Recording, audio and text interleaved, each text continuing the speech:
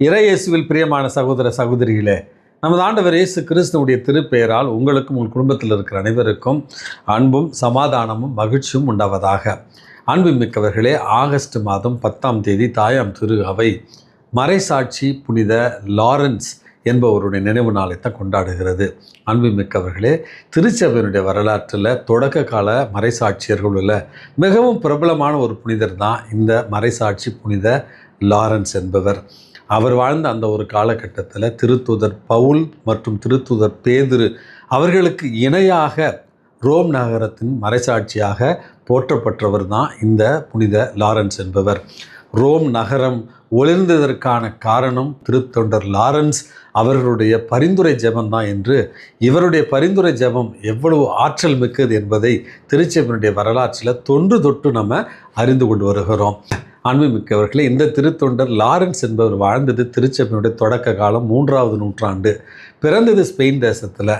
இவர் பக்தியான ஒரு குடும்பத்தில் வாழ்ந்து கொண்டிருந்த நேரத்தில் இவருடைய குடும்பத்தை சந்திப்பதற்காக அப்பொழுது இருந்த திருத்தந்தை முதலாம் சிக்ஸ்துஸ் அவர்கள் செல்லுகிறார். சிறுவன் லாரன்ஸினுடைய சுறுசுறுப்பையும் பக்தியையும் அறிவுத்திறனையும் கண்ட அவர் 16 வயது நிரம்பிய அந்த சிறுவனை ரோம் நகருக்கு அழைத்து தலைமை திருத்தொண்டராக அவரை நியமித்தார் என்று இவருடைய வாழ்க்கை வரலாற்றில் நம்ம வாசிக்கிறோம். அன்புமிக்கவர்களே, திருத்தொண்டர் லாரன்ஸுக்கு கொடுக்கப்பட்டது 2 பணிகள் தான்.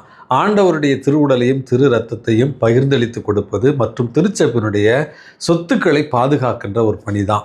அப்பொழுதிருந்த அரசன் வல்லேரியன் கிறிஸ்தவர்களை துன்புறுத்தி கிறிஸ்தவருடைய சொத்துக்களை அவன் பறிமுதல் செய்து கொண்டிருந்த அந்த ஒரு காலகட்டத்தில் திருத்தந்தை முதலாம் சிக்ஸ்துஸ் என்பவரை அவன் மறைசாட்சியாக கொலை செய்கிறான். அதற்கு பிறகு திருச்சபையுடைய சொத்துக்களை அபகரிக்கும் வண்ணமாக திருத்தொண்டர் லாரன்ஸ் அவர்களை அழைத்து திருச்சபையுடைய சொத்துக்கள் அனைத்தையுமே அரசனிடத்தில் ஒப்படைக்க சொல்லி ஆணையிடுகிறான். அன்புமிக்கவர்களே, திருத்தொண்டர் லாரன்ஸ் அன்று இரவே திருச்சபையினுடைய சொத்துக்கள் அனைத்தையும் விற்று ஏழை எளியவர்களுக்கு அதை கொடுத்துவிட்டு அடுத்த நாள் அரசன் அழைத்த நேரத்தில் திருச்சபையினுடைய சொத்துக்கள் எங்கே என்று கேட்ட பொழுது ஏழை எளியவர்களை அழைத்து இவர்கள்தான் திருச்சபையுடைய சொத்துக்கள் என்று சொன்னாராம். இதை கேள்வியுற்று பெரும் கோபத்தோடு திருத்தொண்டர் லாரன்ஸ் அவர்களை இரும்பு கட்டிலின் மீது படுக்க வைத்து கீழே நெருப்பை மூட்டி அவரை வதை செய்தான். அன்புமிக்கவர்களே, எந்த ஒரு துன்ப நேரத்திலும் திருத்தொண்டர் லாரன்ஸ் சற்றும் மனம் தளராமல் இறைவனுடைய புகழ்ச்சியை பாடிக்கொண்டிருந்தாராம். இன்னும் ஒரு படிப்பை நகைச்சுவையோடு அந்த கட்டிலுக்கின் கீழ் நெருப்பு முட்டியவர்களை பார்த்து, என்னுடைய ஒரு பகுதி முற்றிலுமாக எரிந்து விட்டது, மற்றொரு பகுதியை நீங்கள் புரட்டி போடுங்கள் என்று சொன்னாராம். அன்புமிக்கவர்களே, கடைசியில் மறைசாட்சியாக இவர் தலை வெட்டப்பட்டு கொலை செய்யப்பட்டார் என்று தான் இவருடைய வாழ்க்கை வரலாறு நமக்கு சொல்லுகிறது. இவருடைய எரியூட்டப்பட்ட அவருடைய சாம்பல் ரோம் நகரம் முழுவதும் ஐரோப்பா நகரம் முழுவதும் பரவியது என்றும் இதன் வழியாக இறைவனுடைய பரிந்துரையும் அந்த மக்களுக்கு கிடைத்தது என்றும் வரலாற்றில் அறிஞர்கள் கூறுகிறார்கள். அன்புமிக்கவர்களே, நூலகர்களுடைய பாதுகாவலராகவும் பொருட்களை பாதுகாப்பவர்களுடைய ஒரு பாதுகாவலராகவும் இளைஞர்களுடைய ஒரு பாதுகாவலராகவும் தான் புனித லாரன்ஸ் அறியப்படுகிறார். இந்த புனித லாரன்ஸ் அவர்களுடைய பரிந்துரையால் நாமும் இயேசுவுக்கு நம்முடைய வாழ்வாலும் வார்த்தையாலும் சான்று பகிர்ந்திட இவருடைய பரிந்துரை இன்றைக்கு மன்றாடி ஜெபிப்போம். ரோம் நகரத்தில் இருக்கிற 7 பேராலயங்களில் மிக முக்கியமான ஒரு பேராலயம் திருத்தொண்டர் லாரன்ஸ் அவர்களுக்காக எழுப்பப்பட்டிருக்கிறது. அன்புமிக்கவர்களே, இவருடைய பரிந்துரை மிகவும் உன்னதமான ஆற்றல் மிகுந்த ஒரு பரிந்துரை. ஆகவே நம்முடைய குடும்பங்களுக்கு தேவையாக இருக்கிற வேண்டல்களை இவருடைய பரிந்துரையால் ஜெபிக்க உங்களை அன்போடு கேட்டுக்கொள்கிறேன்.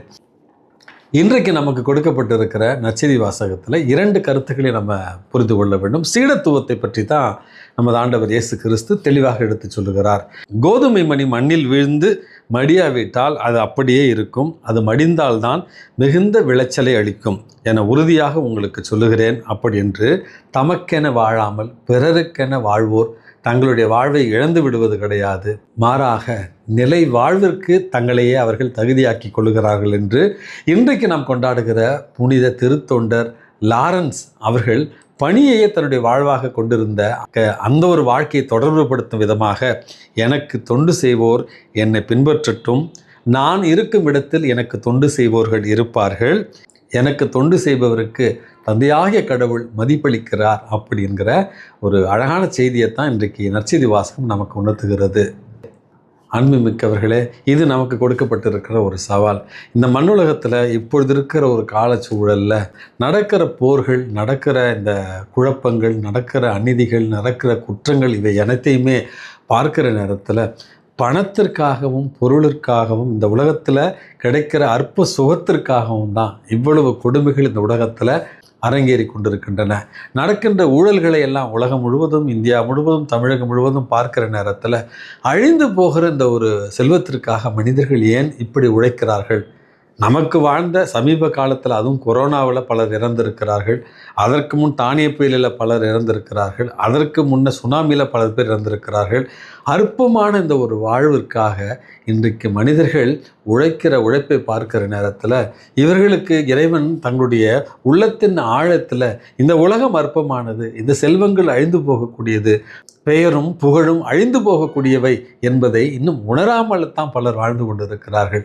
இப்படிப்பட்ட ஒரு சூழலில் தான் கிறிஸ்தவர்கள் என்று கிறிஸ்துவை பின்பற்றுகிற உங்களுக்கும் எனக்கும் ஆண்டவராகிய இயேசு கிறிஸ்து சொல்வது, இந்த உலகத்தில் தன்னுடைய உயிரை ஒரு பொருட்டாக கருதாமல் கடவுளுக்காக, கடவுளுடைய அன்பர்களுக்காக பணி செய்பவர்களை இறைவன் உயர்த்துவார், நிலை வாழ்வையவர்களுக்கு பரிசாக தருவார். தொண்டு செய்பவர்களை ஆண்டவர் தன்னிடத்தில் வைத்துக்கொள்வார். இயேசுவுக்கு தொண்டு செய்பவர்களை தந்தையாகிய கடவுள் மதிக்கின்றார், உயர்த்துவார் என்கிற செய்தியை புரிந்து கொண்டு, செல்வம் தேவைதான், பணம் தேவைதான், இந்த உலகத்தில் இருக்கிற பொருட்கள், இந்த உலகத்தில் இருக்கிற வசதிகள்லாம் தேவைதான், அதற்காக உழைக்க வேண்டாம் என்று சொல்லவில்லை. ஆனால் அதையும் தாண்டி கடவுளுக்கு சேவை செய்வதையும் மனிதர்களுக்கு சேவை செய்வதையும் நம்முடைய இரு கண்களாக பாவித்து இந்த மண்ணுலகில் இயேசுவோடு இருந்து, இயேசுவோடு இருப்பதால் தந்தையாகிய கடவுளால் உயர்த்தப்பட அன்றாடம் உழைத்திடுவோம். எல்லாம் வல்ல இறைவன், தந்தை, மகன், தூய ஆவி உங்களையும் உங்கள் குடும்பத்தில் இருக்கிற அனைவரையும் நிறைவாக ஆசீர்வதித்து பாதுகாத்து வழி நடத்துவாராக. ஆமேன்.